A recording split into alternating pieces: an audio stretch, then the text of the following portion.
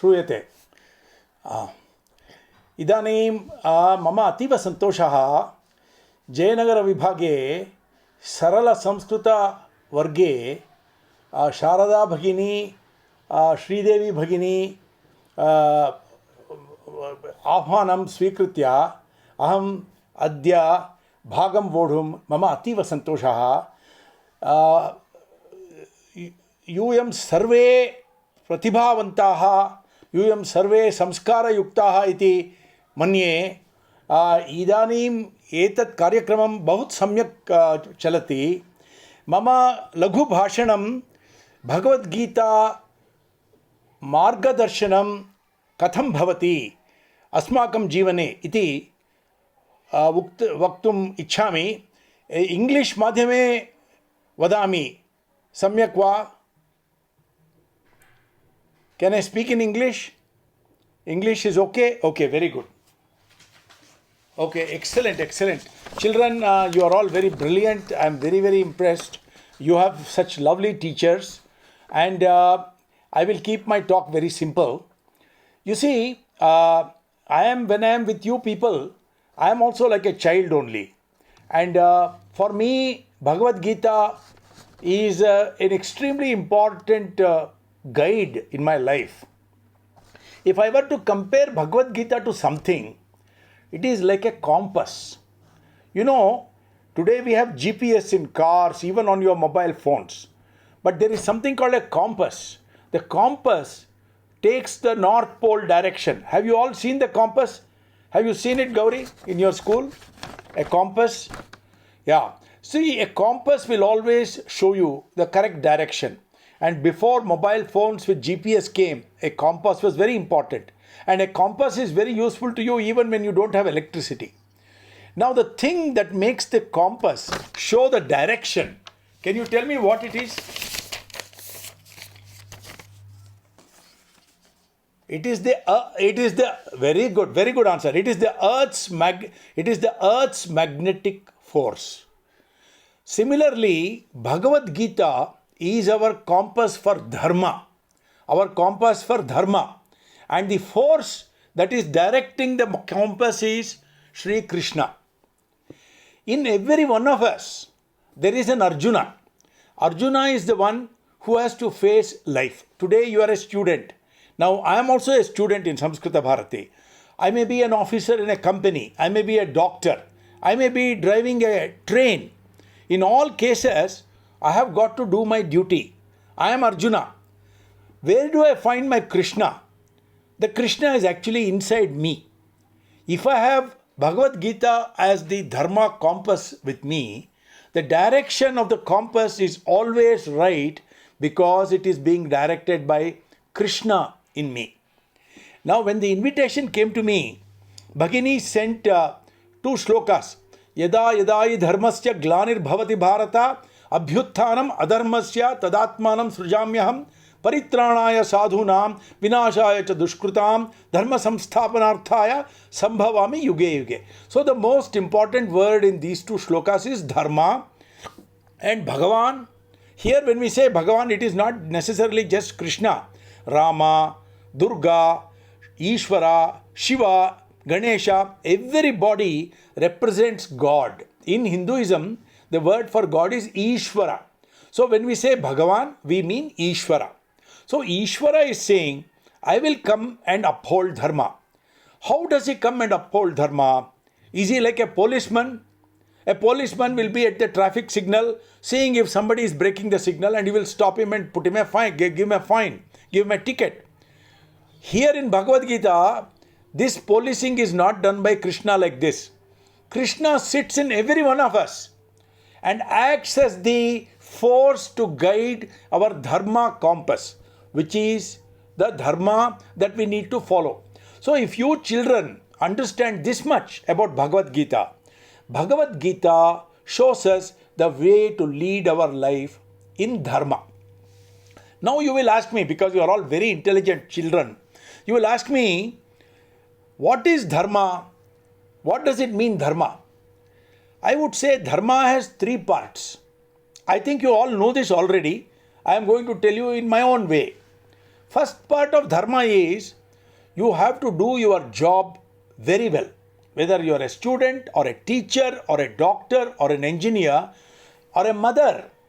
I find a mother sitting next to her daughter today and seeing the program. That is the duty of a mother, to help the child participate in the class. So the dharma is the duty that you have to follow. How do you know what is your duty? It is not very difficult to know. It is easy to get confused by others. But if I were to ask you, what is your dharma? You will tell me, I am a student in 5th standard. I am a student in 6th standard. I have to study well for the exam. That is your dharma. Is your dharma to get the maximum marks? No. Marks don't depend on just what you do. Marks depend on many things. We know that. Every student knows that I may get some marks, but I know actually how well I have done. So, the dharma here is about your duty and how well you do it. So there is a shloka in Bhagavad-Gita.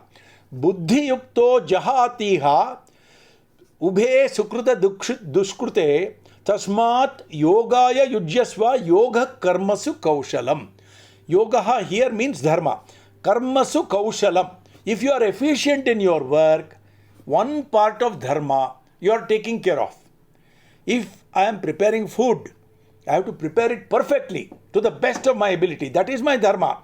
If I am teaching, I should teach you perfectly. If you are reciting Bhagavad-Gita, you have to recite it as perfectly as you can. That is your dharma.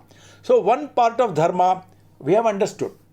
The second part of dharma, just now the boy recited this shloka. That is the sahanubhuti dharma. One is kartavya dharma. Second one is sahanubhuti dharma. That means I must be able to appreciate other people as much as I appreciate myself. Their troubles, their merits, their circumstances, their situation. Then only I can help them.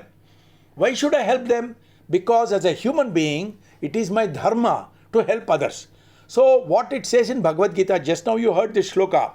Adveshta sarva bhutanam maitra karuna evacha nirmamo nirahankaraha samadukha sukhakshami. What does it mean? I should not have hatred towards anyone. Let me see what is hatred.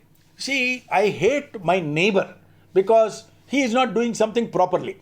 He is throwing the garbage in front of the house. I hate him. I have to understand that my neighbor also has garbage like I have garbage, and he does not know how to dispose it off properly. I can go and talk to him in a friendly way, and I can understand his situation. In fact, by just going and talking to him in a friendly way, he will understand his dharma that he should not throw the garbage in front of the house. And he will cooperate, and from tomorrow he will stop throwing the garbage. Adveshta means having no hatred. You can actually make friends with your new classmates or with your teacher also. You can make friends only if you don't have hatred in your heart. Sarva bhutanam. This non-hatred, not having hatred, has to apply to all creatures also. All people, all creatures, even animals. You have to be kind. Now they say ecology, responsibility towards the world. It is all there in Bhagavad-Gita, 5,000 years ago. Adveshta sarva bhutanam. Maitraha. When you don't have hatred, naturally your friendship will grow. Maitra is friendship. Karuna. Karuna is compassion. When you see an injured calf, for example, on the road, and you help it, or you see an old lady and you help her to cross the road, your kindness, your magnanimity, it comes from your friendliness and your open-heartedness. So, Maitraha Karuna Evacha. Nirmamo Nirahankara. Nirmama means this is mine. You should not think like that. For example, if you are going in the rain and you have an umbrella, you can share your umbrella with somebody. If you say, no, this is my umbrella, I will not share it with anybody else, that is actually somewhat stupid. Because one day it may be raining and you may not have an umbrella. Unless you actually share with the nirmama feeling. You have to share with your brothers and sisters. You have to share with your classmates. You have to share with the world. If I have some money and if somebody is in need because of COVID, I have to give the money to them. That is nirmama. And after doing that, I should not become proud.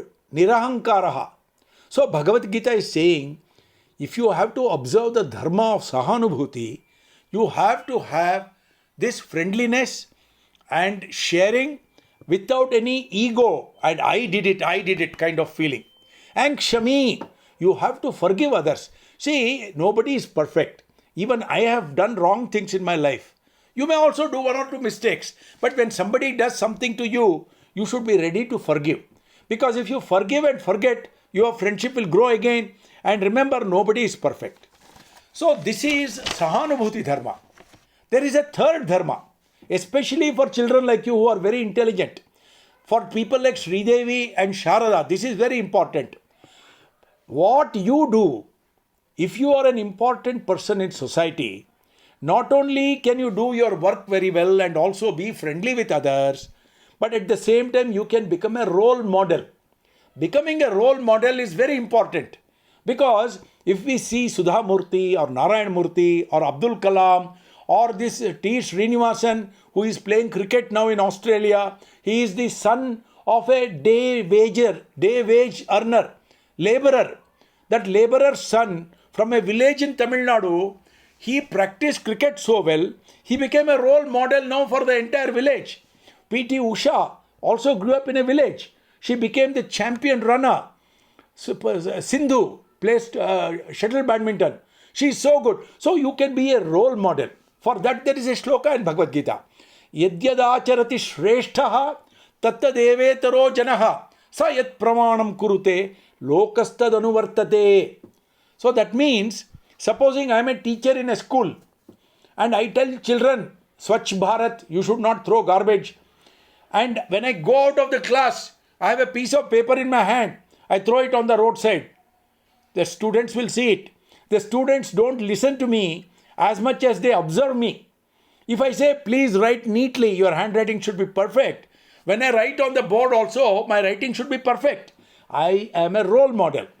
So the third dharma is how to conduct yourself as a role model.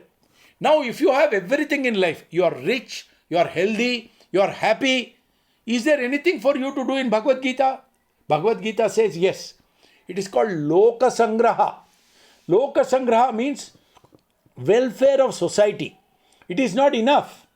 If you do your work properly, if you are friendly to others, and you lead a good life as a role model, there is a fourth duty, that is to see what are the wrong things in the society, what are the difficult things in society, and to contribute to removing those difficulties and improving society.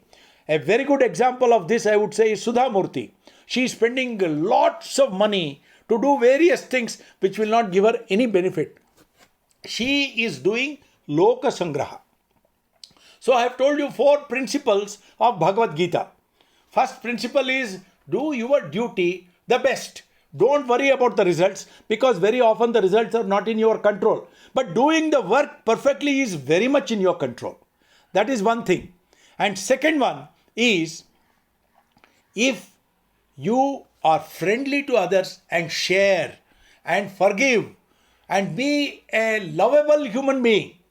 Mother Teresa was a lovable human being. Swami Vivekananda was a lovable human being. Mahatma Gandhi was a lovable human being. Because they were lovable, a lot of people went to them to improve themselves. Samskrita Bharati is full of lovely people. And that is the second principle, Dharma. Third Dharma is to be a role model, to be careful about what you do so that others copy your good things and you don't set a bad example. If you are a brilliant student, but you are not punctual in the class and you don't attend the class properly, don't do the homework, you tell the teacher, what is this? I will get 100% in the exam. I don't care. That is not a good example. Others who may not be as good as you are will say, look, that boy is so brilliant, but he himself doesn't do the homework. Why should I do it? That is wrong. You have to set a good example. That becomes a responsibility, particularly when you are brilliant. And the fourth is, you have to help humanity at large. When I say humanity, they may not be people whom you know. They may be anybody. You have to help them. Not because you will get something in return, that you will get a medal or an award or a certificate or a star from your teacher. It is your dharma as a human being when you are in a good position to help others. So this is a summary of Bhagavad-Gita. If anybody has any question, I will take questions. I'll try to answer them. Tell me first of all, was this interesting for you or you already knew all this?